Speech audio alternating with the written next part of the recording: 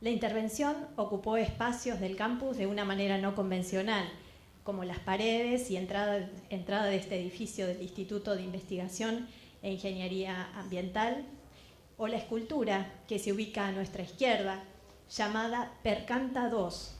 Así fue nuestro inicio para celebrar la edición de 2 nuevos libros, Un río llamado Tiempo, Una casa llamada Tierra de Mia Couto y País de mi calavera de Angie Krog, en el marco de la Cátedra Coetzee, Literaturas del Sur. Ambos libros integran la colección Letras, la única colección de ficción que integra el catálogo de UNSAM Edita. Para una editorial universitaria, adentrarse en el mundo de la ficción no es una tarea común. Las editoriales universitarias en Argentina en particular, pero en el mundo en general, centran sus catálogos en obras académicas.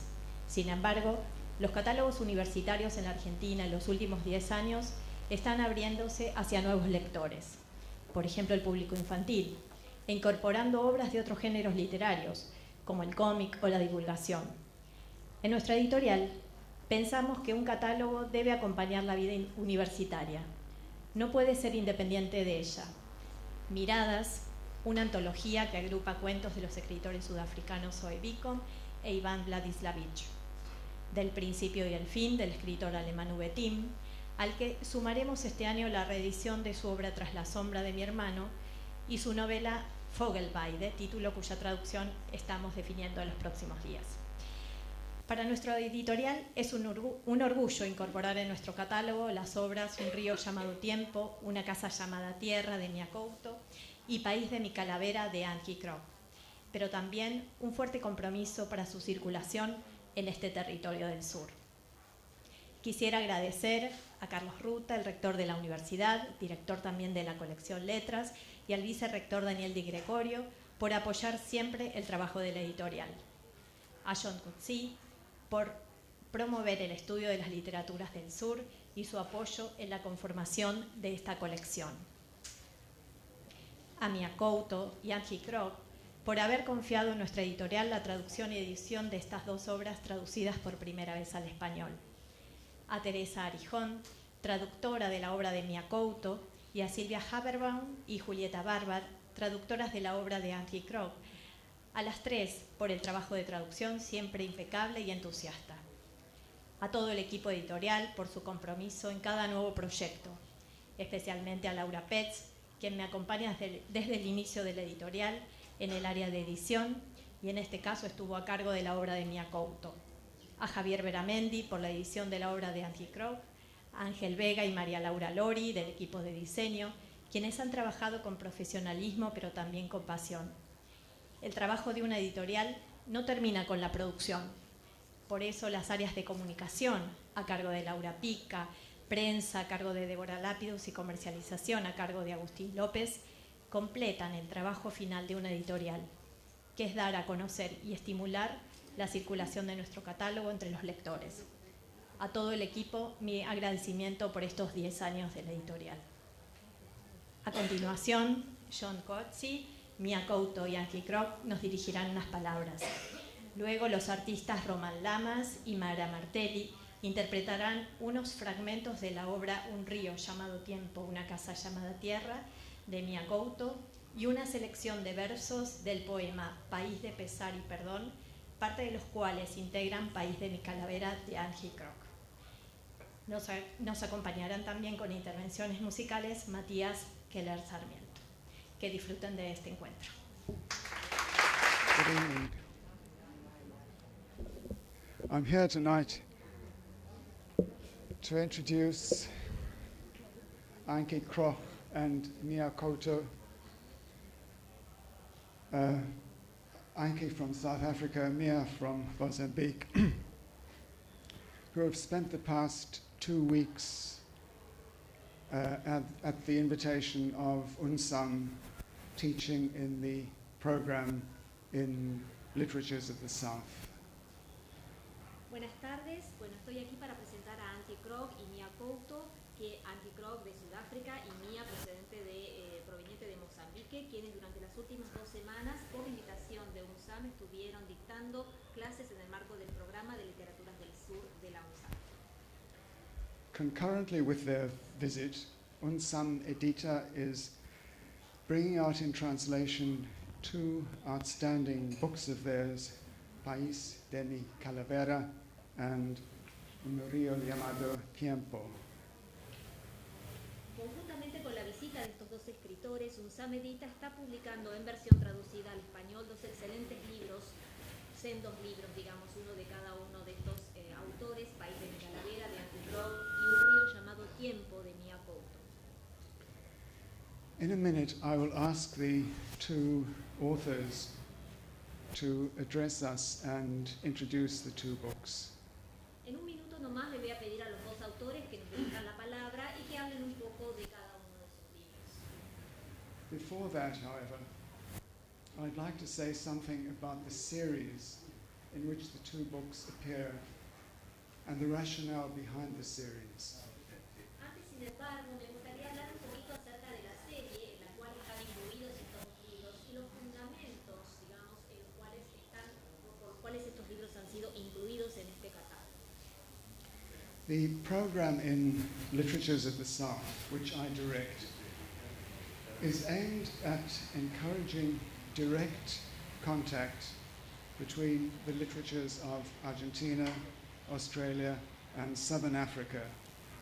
It brings together writers, publishers, academics, translators, and students, but without the mediation of the universities and publishing houses of the North.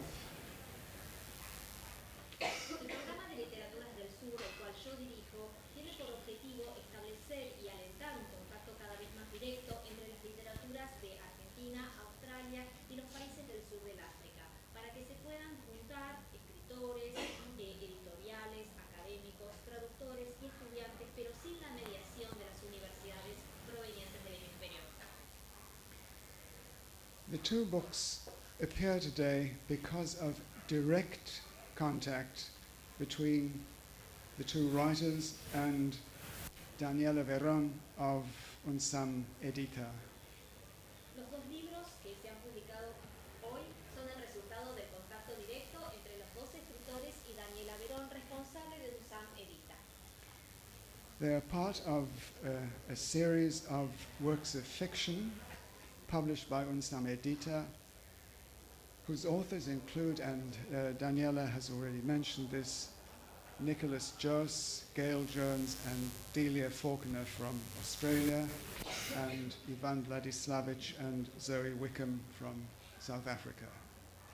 Estos libros entonces pertenecen a una serie de libros de ficción publicados por la editorial UNSAM Edita, que incluyen libros que ya fueron mencionados por Daniela, por ejemplo, libros de Nicholas Jones, de Gail Jones y de Delia Faulkner, estos 3 autores provenientes de Australia, y de Ivan Vladislavich y Zoe Wickham, provenientes de Sudáfrica.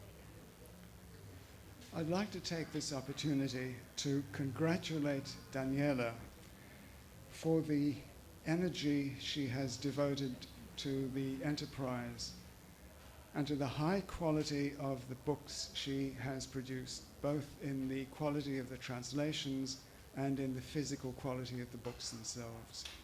Quiero aprovechar esta oportunidad para expresar mis felicitaciones a Daniela por toda la energía que ha invertido en esta gran empresa y por los libros de altísima calidad que han resultado de este emprendimiento. Libros de alta calidad no solamente en el sentido de su traducción, sino también en el sentido de las presentaciones físicas de cada uno de ellos. I'm now going to ask first Anke Kroch and then Mia Couto to speak to us. Thank you. Ahora le voy a pedir a Angie Kroc y luego a Mia Couto para que nos dirija la palabra. Gracias. One of the journalists who interviewed me for On Country of My Skull said to me, when he read it, it felt everything of you that you were then is in the book. Bueno, cuando concedió una entrevista, una de las entrevistas que concedí, uno de los periodistas me dijo que cuando leyó País de mi Calavera sintió que todo lo que estaba leyendo le transmitía una sensación de todo lo que había sido yo en ese momento y en ese lugar. And that is true. During reporting as a journalist, You cannot be a poet. You cannot be an Afrikaner. You cannot ask uncomfortable questions in terms of philosophy, morality, psychology. Y eso es verdad. En el ámbito del trabajo de reporte que uno hace como periodista, uno no se puede permitir ser un poeta, no se puede permitir actuar como una africana, no se puede permitir plantearse preguntas incómodas quizás desde lo filosófico, lo moral o lo psicológico. So the book was an unburdening in a way of all those things, and I wrote it initially in Afrikaans, my mother tongue, because I couldn't in English express truly what was happening inside me. Entonces el libro realmente fue como una liberación, como un descargar todas esas sensaciones, y por eso yo le escribí en Afrikaans, que era mi lengua madre, porque me parecía que poder expresar todas esas sensaciones iba a ser muy difícil en inglés, que no iba a poder expresar de manera completamente verídica todo lo que vivía en mí en el idioma inglés. So the book was translated by my son.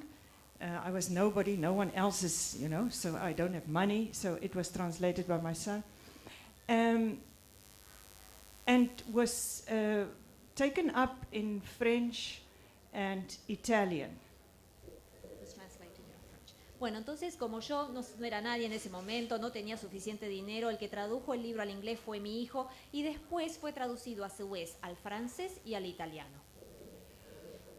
But there was two groups of countries or two languages with which I felt I want to speak, I want to engage with. And the one was Germany, because they are the perpetrators. I want to engage with perpetrators and with guilt.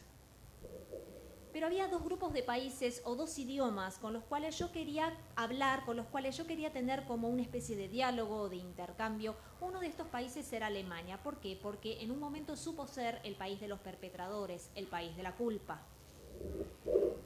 And I lived for a year in Germany and was very much under the impression of how serious they deal with guilt, how it's always on the agenda, and you can also see in the decisions of Angela Merkel on refugees, their past is with them all the time. Y bueno, viví durante un año en Alemania y siempre que viví ahí, durante ese periodo, siempre estuve bajo la impresión de lo serio, con la seriedad con la que se toman todo este concepto de la culpa. La culpa es algo que está siempre presente en la agenda de Alemania. Inclusive uno lo puede ver en las decisiones de Angela Merkel, cómo es algo, este pasado, que todo el tiempo vive con ellos.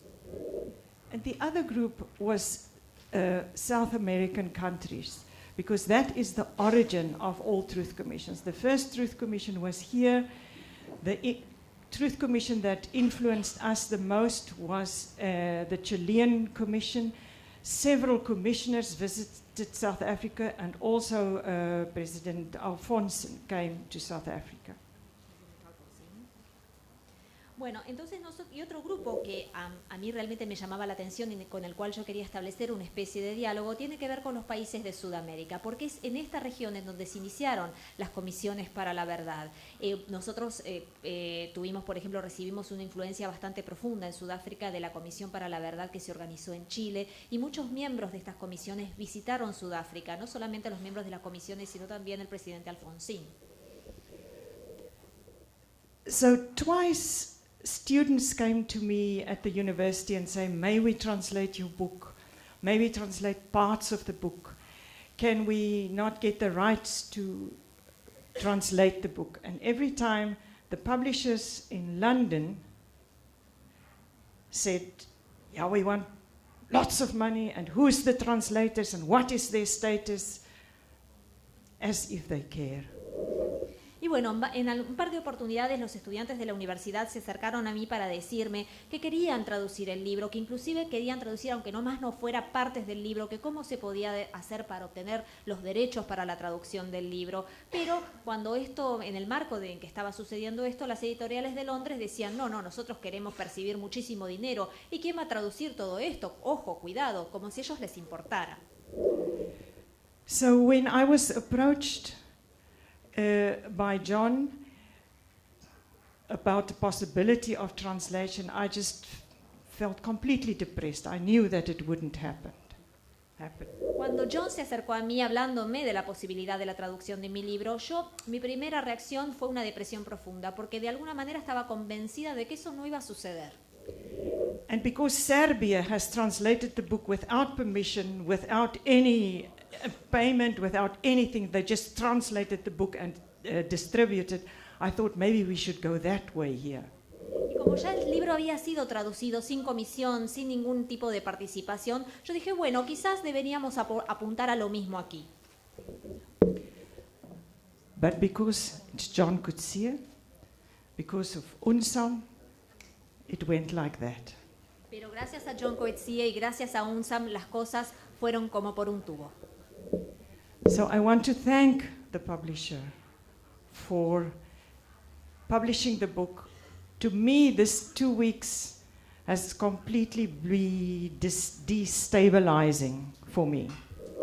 Quiero agradecer a UNSAM Edita entonces por haber publicado este libro, mi libro, y las últimas 2 semanas, les tengo que confesar, han sido completamente desestabilizantes para mí. And if you, as old as I am, you're thrilled if something can still destabilize you. Y si ustedes tienen la edad que yo tengo, uno realmente se emociona mucho y se moviliza mucho cuando se da cuenta de que hay cosas que todavía nos pueden desestabilizar. I want specifically to thank Sylvia Javerbaum and Julieta Barba for the translation. Thank you. Quiero agradecer a Silvia Javerbaum y a Julieta Barba por su excelente traducción. Muchas gracias. I think translators are the true reconcilers of this world. Yo creo que los traductores son los verdaderos reconciliadores de este mundo. Boa noite a todos. Vamos a hablar en el mismo micrófono. Buenas noches a todos.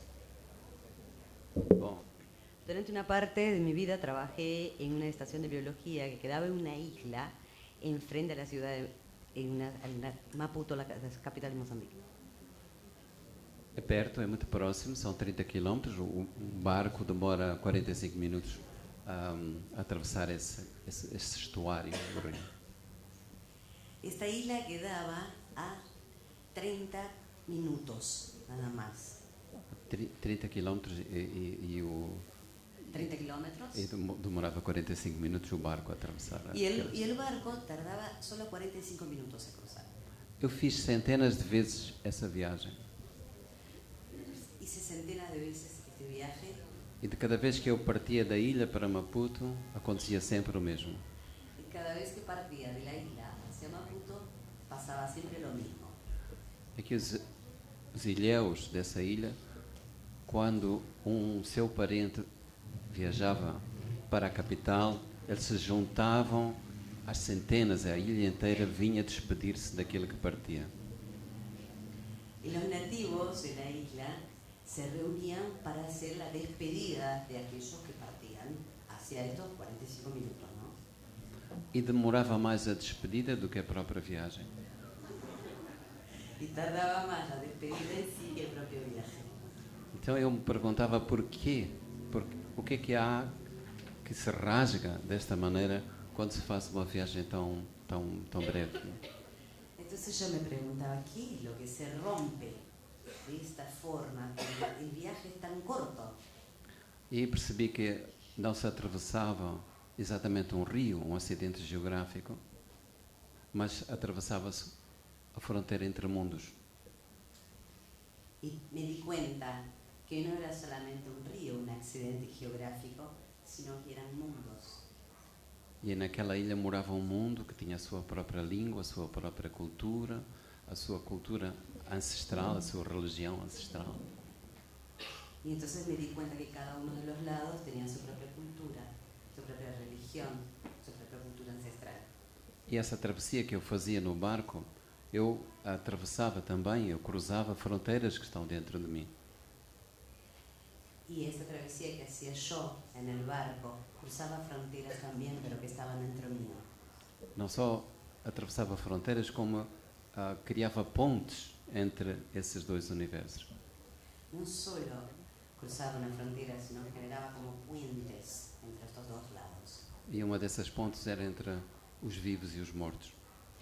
Y uno de estos puentes era entre los vivos y los muertos. Então este livro fala sobre essa travessia entre aquilo que nos parece que não se pode tocar, não? Que não se tocam. Entonces este libro habla de esto, de aquellas cosas que no se puede tocar. Este livro foi publicado em 2002, em Moçambique primeiro, En 2002 fue publicado primero en Mozambique e depois foi publicado em mais 7 países diferentes. y después en 7 países más. Quase todos eles são do norte. Casi todos ellos del norte. Então este livro agora regressa ao sul, Y este libro ahora regresa al sur, como se fosse uma travessia desse outro barco de que eu falei. como si fuera la travesía de un otro barco, de aquel que hablé. Graças à universidade, a esta universidade, à editora desta universidade, Gracias a esta universidad, a la Gracias. editorial de esta universidad. graças ao John Coetzee Gracias a John e graças à tradutora que está ali conosco e y que gracias a la traductora que está allí con nosotros. eu digo, como disse a Anki, o nome dos tradutores deveria aparecer na capa dos livros. Y al igual que Anke, digo que el nombre de los traductores debía aparecer en la tapa de los libros. Muito obrigado. Muchísimas gracias.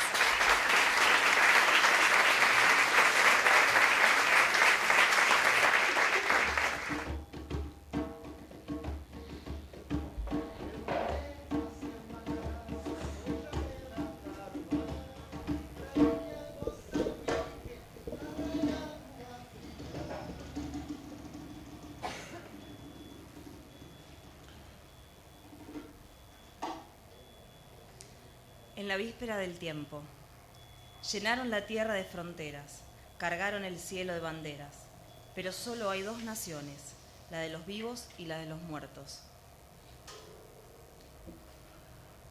La muerte es como un ombligo. Lo que en ella existe es su cicatriz, el recuerdo de una existencia anterior. A bordo del barco que me lleva a la isla Luardo Yao, la muerte va dictándome sus órdenes. Por causa de defunción abandono la ciudad y hago el viaje.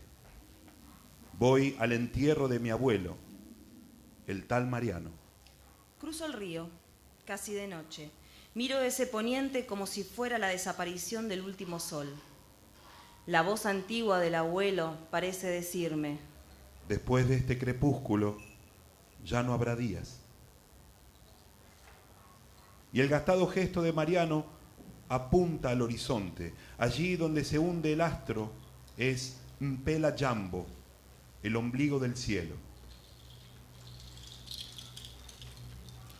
La cicatriz tan lejana de una herida tan interna, la ausente permanencia de los que murieron. Con el abuelo Mariano lo confirmo. Muerto amado, nunca deja de morir. Mi tío Abstinencio está acodado en la mura, traje completo, oscuro que viste oscuridad. La corbata gris asemeja a una cuerda que cae en un pozo que es su pecho enjuto. Rasando la proa del barco, las golondrinas le entregan mensajes secretos. Abstinencio es el tío más viejo, de allí la incumbencia. Es el quien debe anunciar la muerte de su padre, el tal Mariano. Eso lo llevó a invadir mi cuarto de estudiante en la residencia universitaria. Su aparición me dejó pasmado. Hacía años que nada obligaba al tío Abstinencio a salir de casa. ¿Qué hacía allí después de tantos años de reclusión? Sus palabras fueron más magras que él. la estricta e innecesaria noticia. El abuelo se estaba muriendo. Que yo fuera, ese había sido el pedido exhalado por el viejo Mariano. Abstinencio me instruyó rápido que hiciera la valija y tomara el próximo barco rumbo a nuestra isla. ¿Y mi padre? Pregunté mientras elegía la ropa. Está en la isla esperándonos. Después, ensimismado, el tío no dijo nada más. Tampoco se ofreció a ayudarme a empacar mis escasas posesiones. Caminamos por la ciudad, él un poco más adelante, con ese andar empinado pero tropezado de salamería. Siempre había sido así.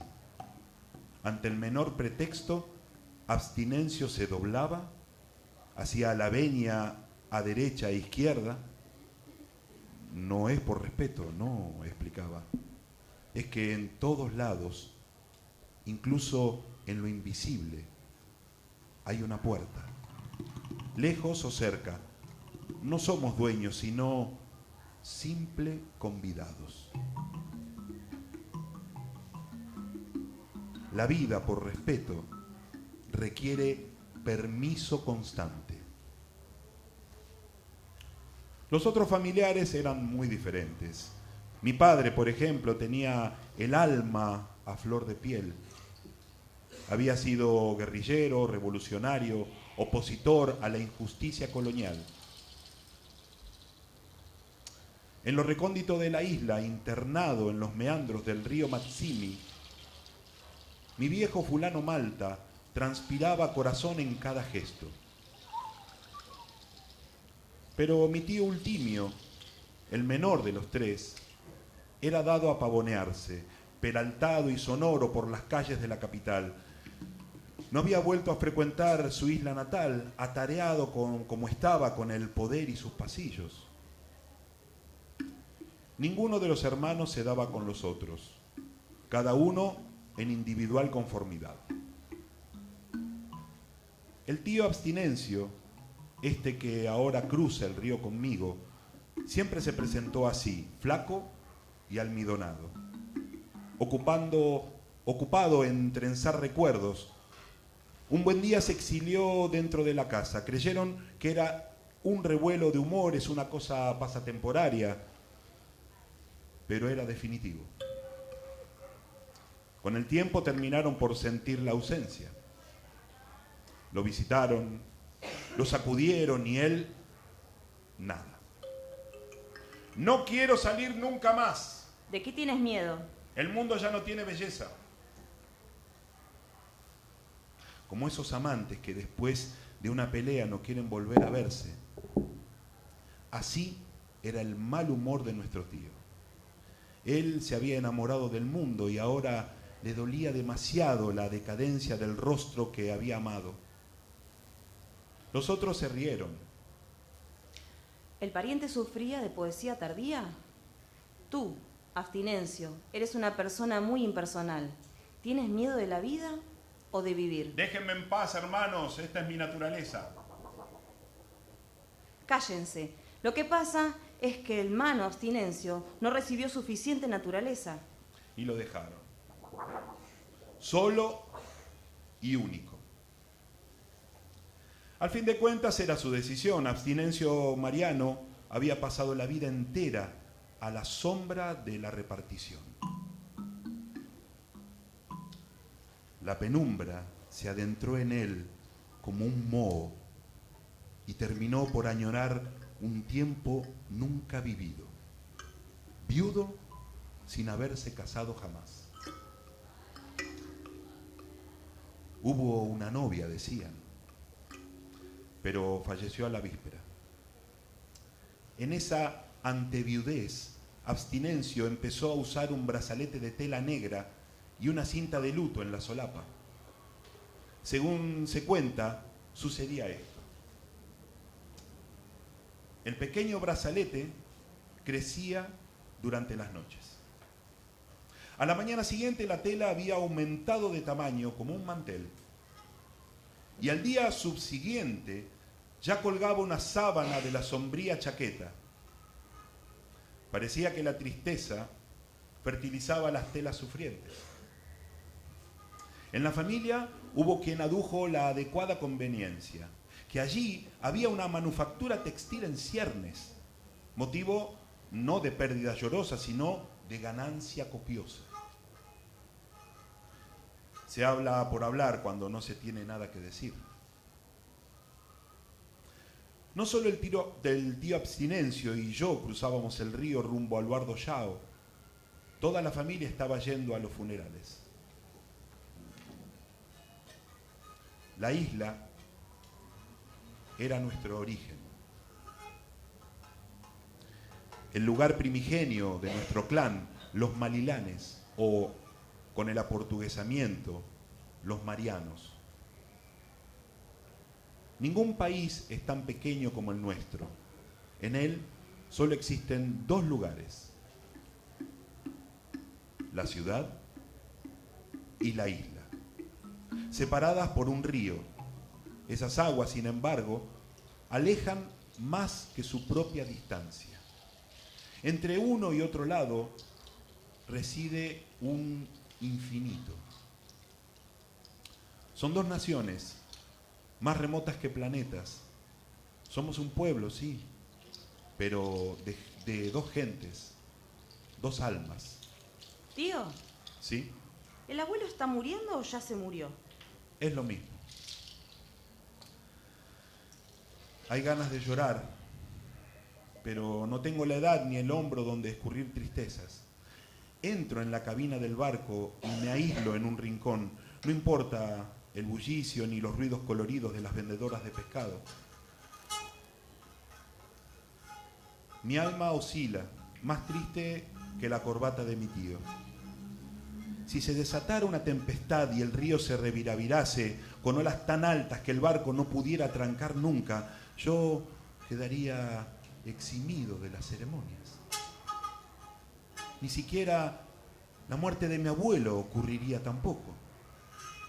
Quizá el abuelo no llegaría a ser enterrado nunca. Envuelto en polvo, nublado, sin apariencia, quedaría la tierra excavada, un vacío siempre voluble, a la inútil espera del demorado cadáver. Pero no. La muerte, ese viaje sin viajero, estaba allí para darnos un destino.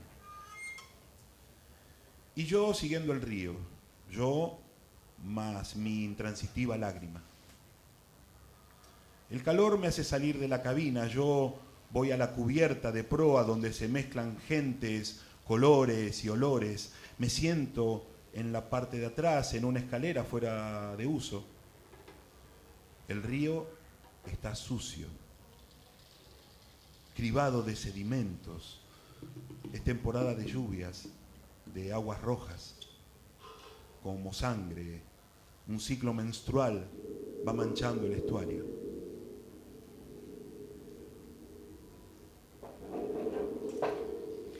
El despierto nombre de los vivos. El mundo ya no era un lugar para vivir, ahora ya ni para morir era.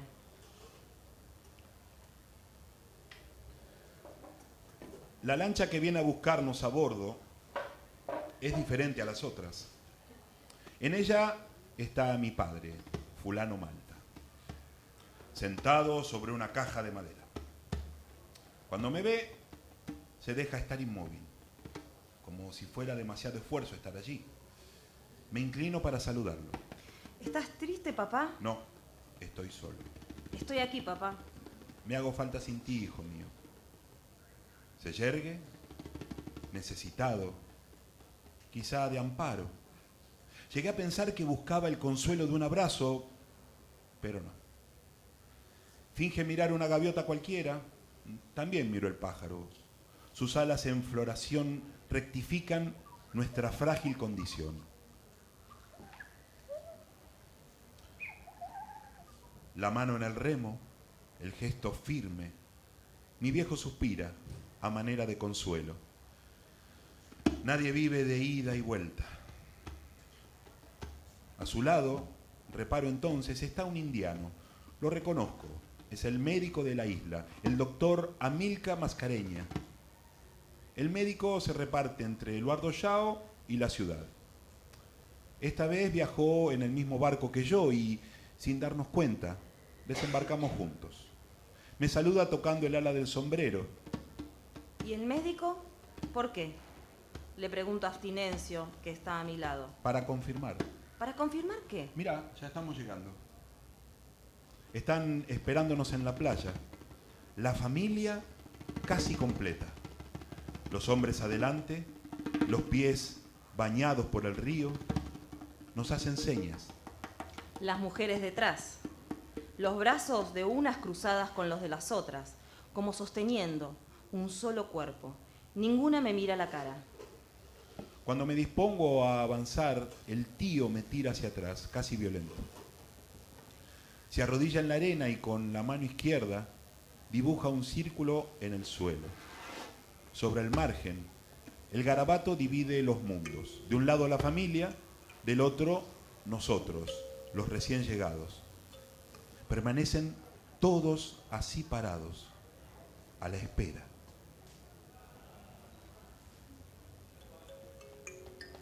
Hasta que una ola borra el dibujo en la arena. Mirando el borde del río, el tío Abstinencio profiere: el hombre trenza, el río destrenza. Está escrito el respeto por el río, el gran mandador. Se había acatado la costumbre, solo entonces Abstinencio y mi padre avanzan hacia los abrazos. Mi tío se da vuelta y autoriza. Ahora sí, puedes recibir los saludos. Nada demora más que las cortesías africanas. Se saluda a los presentes, a los idos, a los llegados, para que nunca haya ausentes. Palabras que estrujan tanto como los abrazos entrecruzados de las mujeres que nos esperan. Después de las circunstancias, atravesamos el mercado de pescado. Las vendedoras ya están acomodando sus pertrechos, desarmando los puestos. Los últimos pescados se venden por monedas. De aquí a unas horas estarán podridos. Ayúdame, hijo. Pensé que era una vendedora que me asediaba, pero es mi seriña, pidiéndome que le conduzca entre la multitud. Camina mirando el cielo, fíjate si pasa algún pájaro.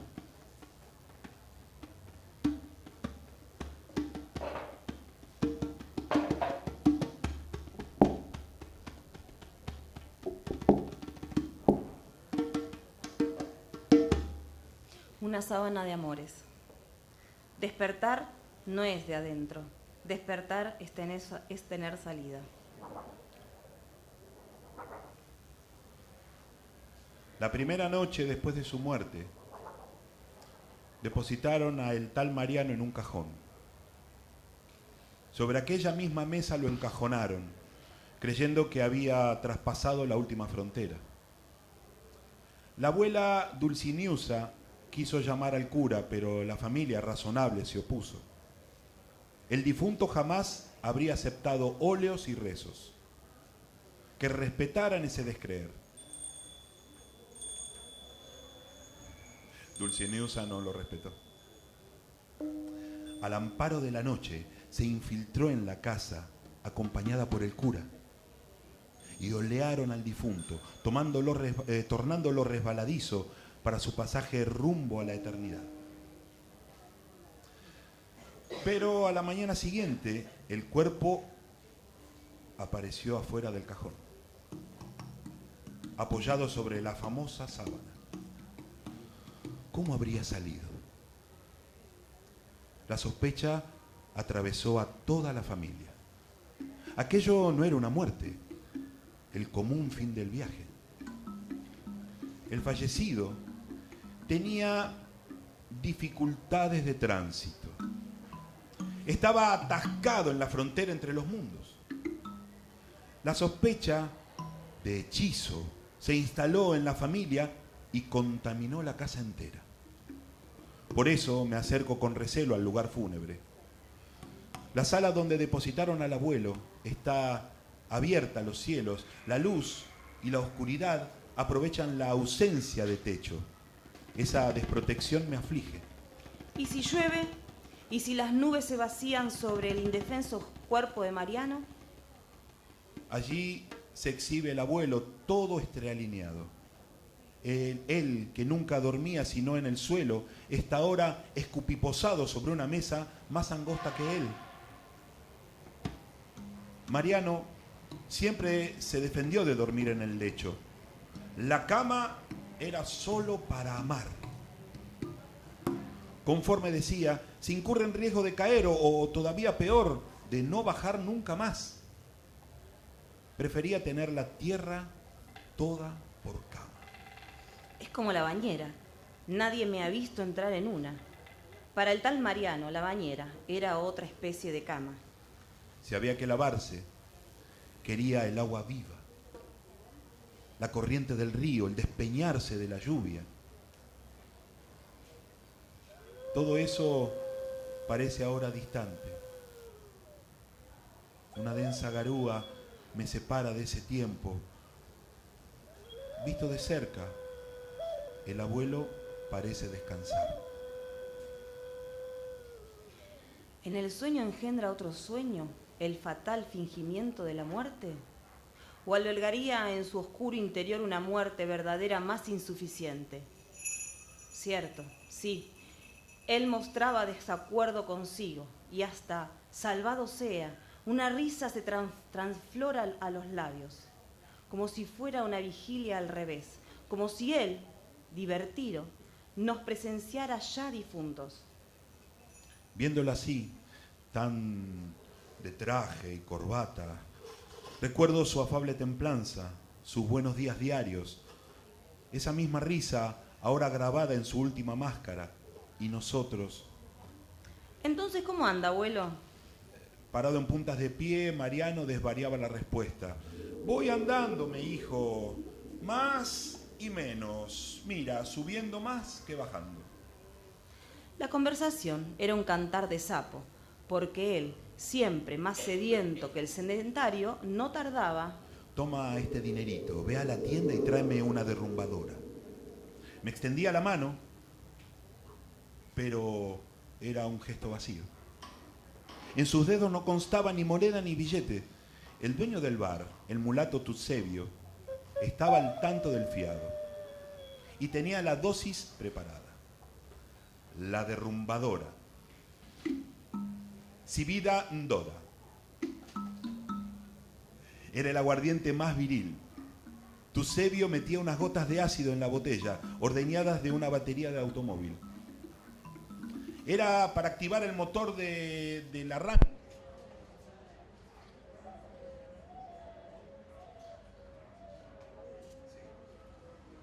Es para activar el motor del arranque, decía el abuelo. Aquel era un tiempo sin guerra, sin muerte. La tierra estaba abierta a futuros, como una página en blanco en manos de un niño. Abuelito Mariano era apenas eso, el padre de mi padre, hombre sin anclaje.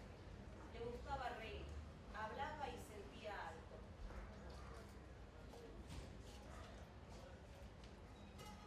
Su tema preferido de conversación, las mujeres. Me hacía creer que conservaba la potencia. Se preservaba macho porque decía, nunca le habían puesto una inyección, y apuntaba el dedo sabio. Nunca aceptes, hijo. Esa aguja te entra en el cuerpo y te pones más blando que banana muerta. Me secretó una promesa, no morir antes de haber poseído la 100ª mujer. A todas sus amantes, sin excepción, las había disfrutado en la misma cama, sobre la misma sábana.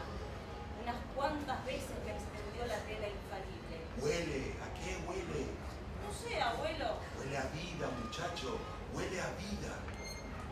Esa misma sábana le daba ahora asiento al cuerpo en la soledad de la casa velatoria. Me cuesta verlo definitivamente acostado.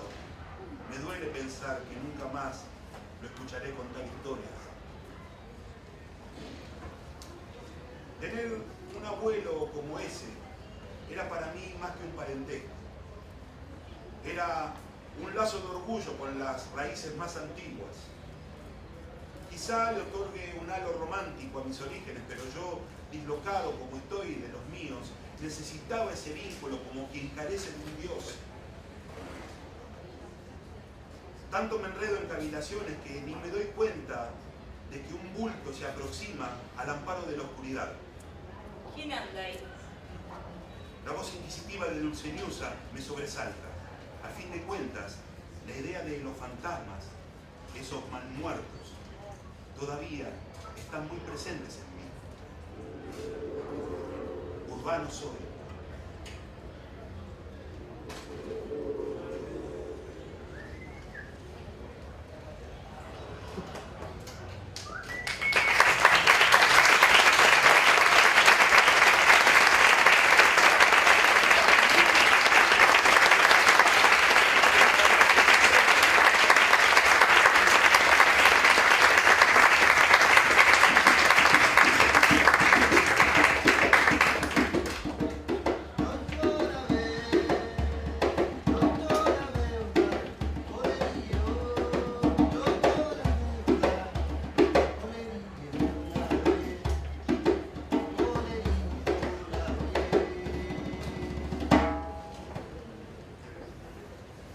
País de pesar y perdón.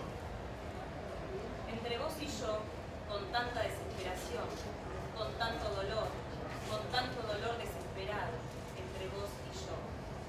Tanto dolor por la verdad, tanta destrucción, tan poco resto para sobrevivir. ¿A dónde nos dirigimos ahora? Tu voz arrojada con ira, contra la fría distancia sólida de nuestro pasado. ¿Cuánto tarda una voz en llegar a la otra? En este país que se desangra gota a gota entre nosotros.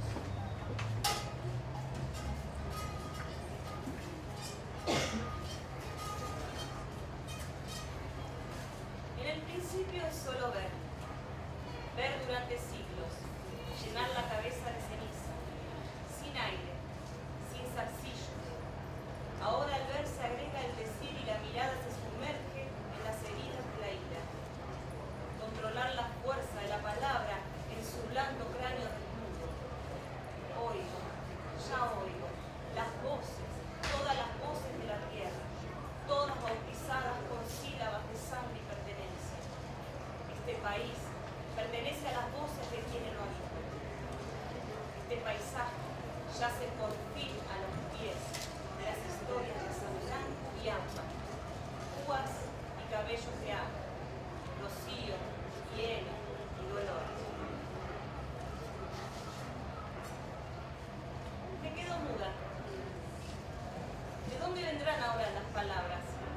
Para nosotros, los responsables, los indecisos, nosotros, los que estamos suspendidos, temblorosos y enfermos, en ese espacio sin sonido del pasado africano. ¿Qué decir? ¿Qué diablos hacer? Con esta carga de esqueletos descabezados, orígenes y vergüenza y ceniza, el país de mi conciencia desaparece para siempre como un lienzo en la oscuridad.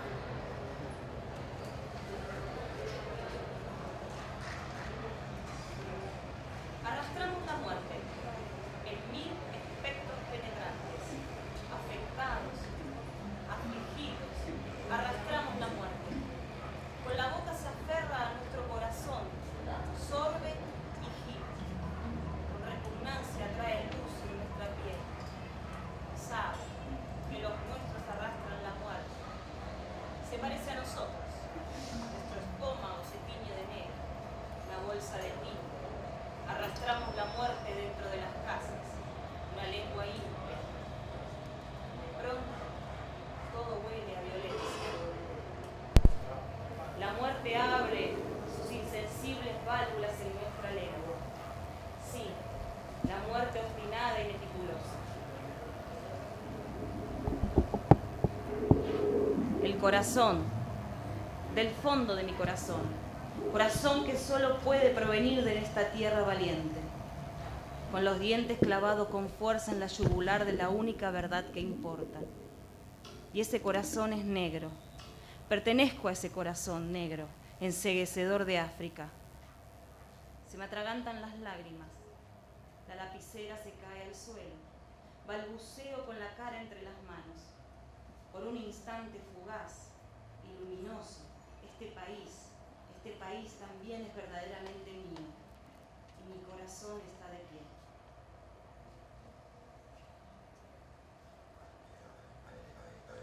Por vos, este país ya no está entre nosotros, sino dentro. Respira en calma, tras haber sido herido en la gloriosa garganta. En la cuna de mis huesos canta, enciende mi lengua, mi oído interno. La cavidad de mi corazón tiembla frente al contorno nuevo en suaves e íntimos sonidos culturales y clics. Nunca seré la misma, quiero decir. Perdón, perdón, Perdón, perdón. perdón. A vos, que te hice mal, te pido por favor, llévame Con vos. con vos.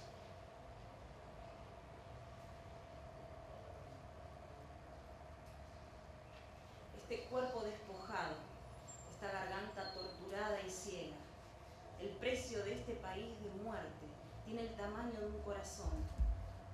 El pesar viene solo, mientras las voces de los torturados se ahogan en el viento. No descansás. Abrís caminos con pasos lentos y tristes. Me desatás hacia la luz, más amorosa, ligera y valiente que la poesía. Puedo abrazarte, hermana, en este cálido y frágil despliegue de la palabra humano.